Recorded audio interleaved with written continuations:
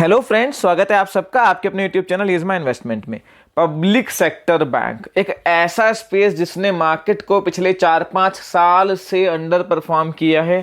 काफ़ी सारे शेयर्स जो छोटे मिड साइज बैंक हैं अपने हाई से लगभग 80-85% तक जो है करेक्ट हो चुके हैं। और अचानक जब जो है इस बार के यूनियन बजट में ये न्यूज़ आई कि सरकार इस साल 2 बैंक को प्राइवेटाइज कर सकती है, अपनी पूरी स्टिक सेल कर सकती है। राउटर्स के हवाले से मंडे को ये खबर ब्रेक हुई कि 4 बैंक को शॉर्टलिस्ट भी कर लिया गया है। तो हमने पिछले 3-4 ट्रेडिंग सेशन में एक जबरदस्त जो है बज स्पाइक इन शेयर्स में देखी है। फ्रेंड्स, आज की इस वीडियो में हम आपको 2 ऐसे पब्लिक सेक्टर बैंक के शेयर्स बताने वाले हैं जिनका रेट अभी भी 20 रुपए से कम है और वैल्यूएशन वाइज इनमें बहुत वैल्यू बची है। और ये शेयर जो है प्राइवेट होने के भी ये बैंक बहुत बड़े दावेदार हैं। किस स्ट्रेटजी से आप इन शेयर्स में मोटा पैसा आने वाले टाइम में कमा सकते हैं। फ्रेंड्स, पब्लिक सेक्टर बैंक के लगभग सारे शेयर पिछले 2 से 3 ट्रेडिंग सेशन में 50% से ज़्यादा बढ़ चुके हैं। वो 4 नाम जो राउटर्स के हवाले से जिनकी खबर आई थी, Indian overseas bank, bank of Maharashtra, bank of India और सेंट्रल बैंक, उनमें तो ज़बरदस्त बस देखने को मिला ही है। आईओबी और बीओएम तो लगातार तीसरे दिन अपर सर्किट पे बंद हुआ है। हम 2 ऐसे बैंक की बात कर रहे हैं जो इन चारों में शामिल नहीं है पर फिर भी प्राइवेटाइजेशन के बहुत बड़े कैंडिडेट हैं, जिसमें पहला नाम आता है पंजाब एंड सिंध बैंक का। फ्रेंड्स, जितने भी छोटे पब्लिक सेक्टर बैंक हैं उसमें ये इस बैंक की इक्विटी सबसे छोटी है। 70 करोड़ के आसपास शेयर इशूड हैं, 1500 करोड़ की मार्केट कैपिटल है इतना बढ़ने के बाद भी, और 1500 के आसपास इसकी ब्रांच है। एक ब्रांच की वैल्यू 1 करोड़ से भी कम है करंट के सिनेरियो को देखते हुए। 13% का जीएनपीए, 3% का नेट एनपीए। एसेट क्वालिटी की स्थिति बहुत खराब है। आईओबी के बाद अगर देखें तो लगभग ये उसी कैटेगरी का दूसरा बैंक है। सरकार ने, मैंने खुद जो है फाइनेंस मिनिस्टर का इंटरव्यू देखा है जहां पर उनसे पूछा गया था कि वो कौन से बैंक से सेक्टर हैं जिनको आप प्राइवेट करने की सोच रहे हैं, तो नाम तो उन्होंने नहीं लिया पर उनका कहना यह था कि ऐसी ऑर्गेनाइजेशन जिसमें गवर्नमेंट कितना भी पैसा डाल ले और वो रिवाइव नहीं हो सकती, उनको हम प्राइवेट करना चाह रहे हैं। तो उस कैटेगरी में ये बिल्कुल फिट बैठता है। इसका नाम अभी नहीं आ रहा है सामने, जो 4 बैंक्स आए हैं, पर ये भी बहुत प्रबल दावेदार है। 1.7 लाख करोड़ का बिजनेस है। इसकी बुक वैल्यू मार्च 2020 में 70 रुपए के आसपास जरूर है पर बहुत हैवी लॉसेस पिछले 3 क्वार्टर में इसने दिखाए हैं। तो एडजस्टेड बुक वैल्यू इसकी 70 रुपए नहीं होगी, करंट सीएमपी के आसपास ही होगी, पर फिर भी अगर एडजस्ट करके भी देखें तो बुक वैल्यू के आसपास ही ये शेयर ट्रेड कर रहा है।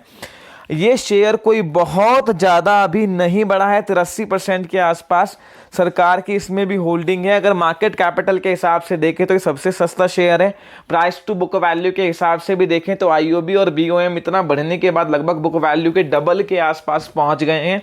उसके हिसाब से भी ये स्टॉक काफ़ी सस्ता है। अगर इसको प्राइवेटाइजेशन में इसका नाम आता है, जो कि आ सकता है क्योंकि ये बहुत बड़ा दावेदार है और उसकी एसेट क्वालिटी भी इतनी खराब है कि इसको किसी के साथ सरकार मर्ज शायद ही करेगी किसी बैंक के साथ, तो आने वाले टाइम में ये प्राइवेटाइज हो सकता है।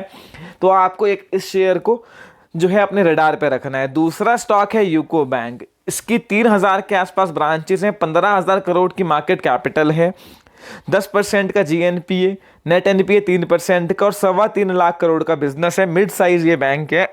17 रुपए की बुक वैल्यू है। ये स्टॉक अभी भी बुक वैल्यू से नीचे ट्रेड कर रहा है, 15 रुपए के आसपास की इसकी क्लोजिंग है।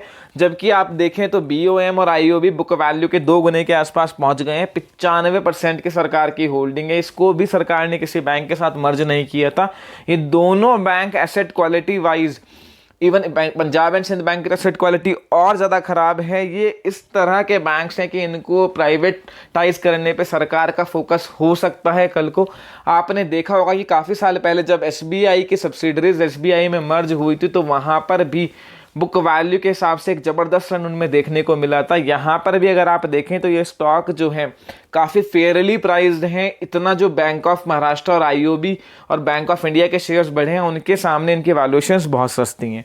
दूसरी बात ये कि जो 4 बैंक्स का नाम आया है सामने निकल के, वो सिर्फ एक मीडिया स्पेक्यूलेशन है, अभी ऑफिशियल कंफर्मेशन जो है सरकार की तरफ से नहीं आया है। हो सकता है आगे सरकार कंफर्म करे तो इन बैंक्स का भी नाम हो, या फिर सरकार छोटे छोटे 1-2 बैंक को मर्ज करके हो सकता है फिर उनको प्राइवेटाइज करे। हालांकि ये सिर्फ एक कैलकुलेशन और स्पेक्यूलेशन है, पूरी पिक्चर तब ही क्लियर होगी जब गवर्नमेंट की तरफ से कोई ऑफिशियल नोटिफिकेशन आएगा। पर फ्रेंड्स ये बात बहुत क्लियर लग रही है कि जिस तरह से इन 5-6 बैंक्स को पिछले कंसोलिडेशन में सरकार ने मर्ज नहीं किया है, तो इस तभी से ये स्पेकुलेशन आने लगे थे कि आने वाले टाइम में ये बैंक प्राइवेट हो सकते हैं या फिर कुछ और कंसोलिडेशन हो सकते हैं, उसके बाद प्राइवेटाइजेशन गवर्नमेंट कर सकती है।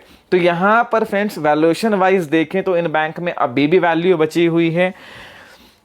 पंजाब एंड सिंध और यूको बैंक को थोड़ा ये यूफोरिया कम हो, सर्किट टूटे, थोड़ा नीचे आए, तो आप 1 साल के व्यू से, अगले फाइनेंशियल ईयर के व्यू से एक्यूमुलेट करके रख सकते हैं, क्योंकि जिन वैल्यूएशंस पे स्टॉक ट्रेड कर रहे हैं यहाँ खोने को तो कुछ बचा नहीं है। पर अगर ये प्राइवेटाइज और डिसइन्वेस्टमेंट के कैंडिडेट बनते हैं तो एक बहुत बड़ा रन आपको इनमें देखने को मिल सकता है। मेरी आपको एडवाइस यही है कि अगर आप कोई भी स्टॉक ले रहे हैं इस टाइम PSU बैंक का, तो एटलीस्ट अब ना लें, थोड़ा सा नीचे आने दें। एक बार आपको मौका जरूर मिलेगा, कोई आज के प्राइवेट नहीं हो रहे हैं, उसमें थोड़ा टाइम लगेगा, ऑफिशियल नोटिफिकेशन आएगा। अभी तो बज बना हुआ है। 2 रीज़न है जिसकी वजह से वन वे मूवमेंट देखने को मिला है। एक तो ये कि प्राइवेटाइजेशन की न्यूज़ आएगी, दूसरा ये कि ये जो है सालों के अंडर परफॉर्मर हैं, थ्रो अवे वैल्यूएशंस पे ट्रेड कर रहे हैं सारे PSU बैंक, और मार्केट में बाकी सब शेयर बहुत ज़्यादा बढ़ चुके हैं।